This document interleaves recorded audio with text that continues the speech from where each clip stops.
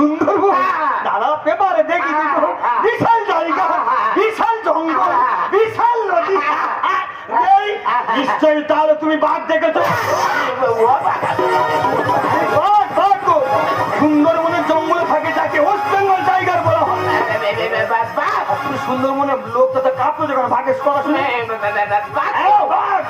বাবা বাঘ নেই তো আমি হাল করবো।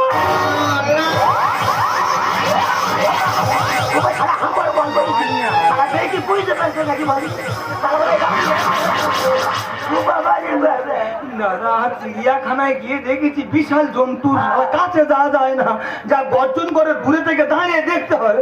দাদা কথা হচ্ছে কি ওই জন্তু নিয়ে ওরা হালে জোরে কি করে বলো দিনি?